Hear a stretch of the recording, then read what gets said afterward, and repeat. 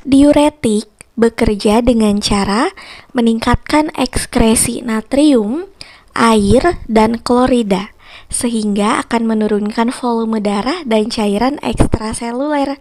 Akibatnya, nanti akan terjadi penurunan curah jantung dan tekanan darah.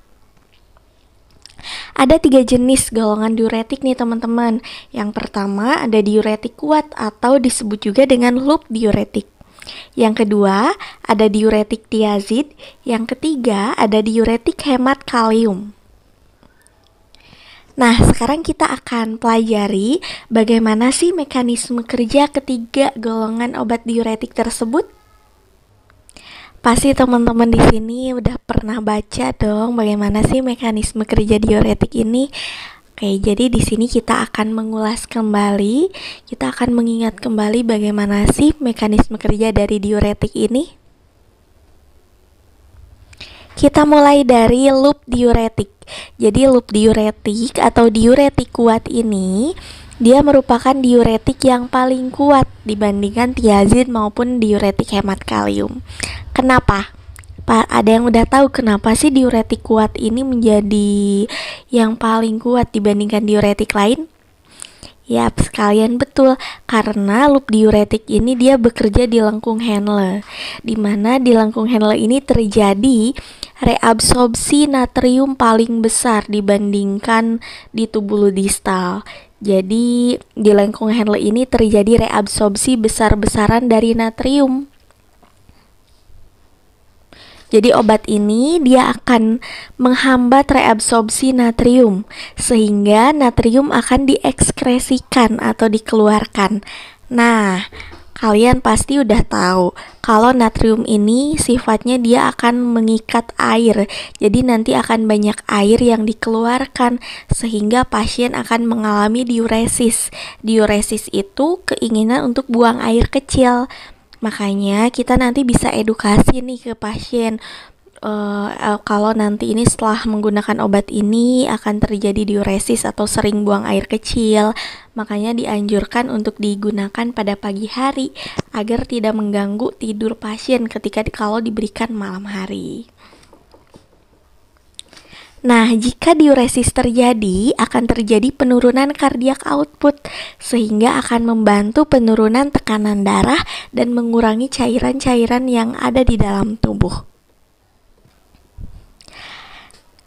Diuretik kuat ini kerjanya lebih cepat dan juga lebih kuat nih teman-teman dibandingkan tiazid dan hemat kalium, sehingga jarang digunakan sebagai antihipertensi kecuali pada pasien dengan gangguan fungsi ginjal atau dengan pasien gagal jantung.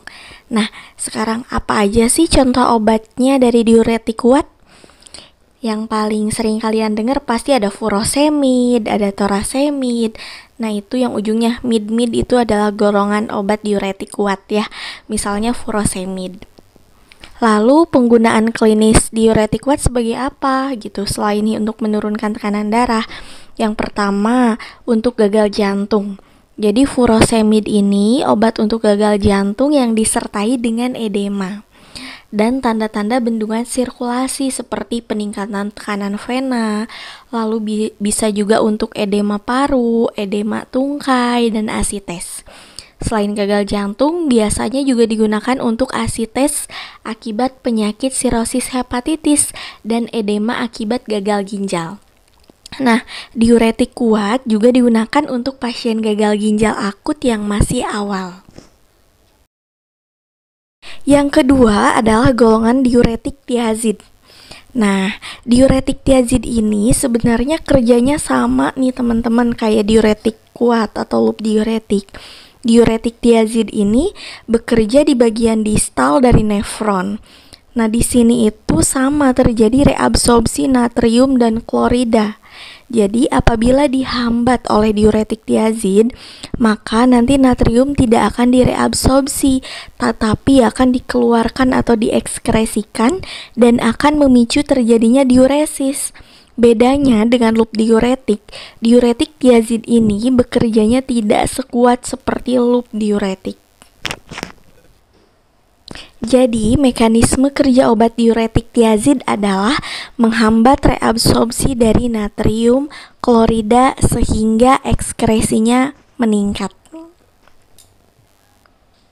Sehingga nanti akan terjadi diuresis dan akan menurunkan cardiac output dan akan membantu penurunan tekanan darah. Contoh obat diuretik tiazid adalah HCT, kepanjangan dari hidroklortiazid. Efek samping dari tiazid itu ada hipokalemia, ada hiponatremia, hipomagnesemia. Lalu dia juga menghambat ekskresi dari asam urat dari ginjal, sehingga pada pasien hiperurisemia itu dapat menyebabkan serangan gout akut. Nah, selain menghambat ekskresi asam urat, tiazid ini juga akan meningkatkan kadar LDL dan trigliserid.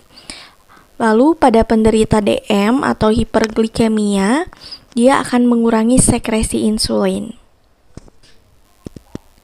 Oh iya, tiazid ini berinteraksi dengan obat golongan AINES atau antiinflamasi non-steroid. Nah, efek antihipertensi dari tiazid mengalami antagonisme oleh AINES, terutama indometasin, karena AINES ini dia menghambat prostaglandin yang berperan dalam pengaturan aliran darah di ginjal dan transport air dan garam.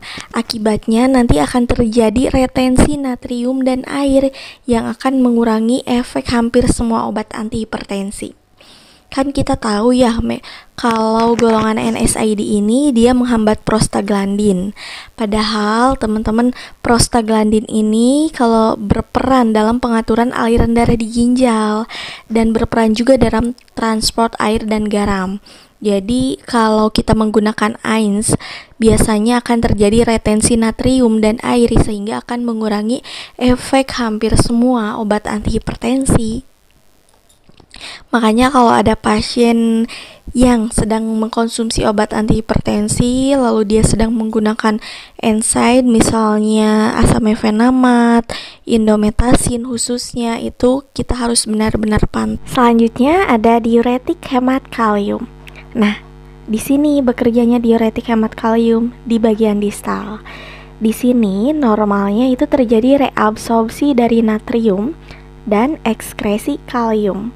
Jadi ada pertukaran pompa. Natrium direabsorpsi, kalium diekskresikan. Begitu normalnya. Maka jika di sini dihambat oleh golongan diuretik hemat kalium, nanti natrium akan diekskresikan, kalium akan direabsorpsi. Makanya nih disebut dengan diuretik hemat kalium, karena kaliumnya tidak diekskresikan.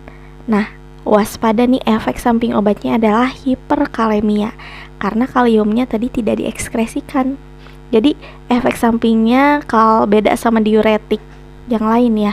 Diuretik lain, tiazid sama loop diuretik, itu efek sampingnya hipokalemia, sedangkan diuretik hemat kalium itu efek sampingnya hiperkalemia. Contoh obat golongan diuretik hemat kalium yang paling sering ada spironolakton, triamteren, amilorid. Terima kasih sudah menonton teman-teman.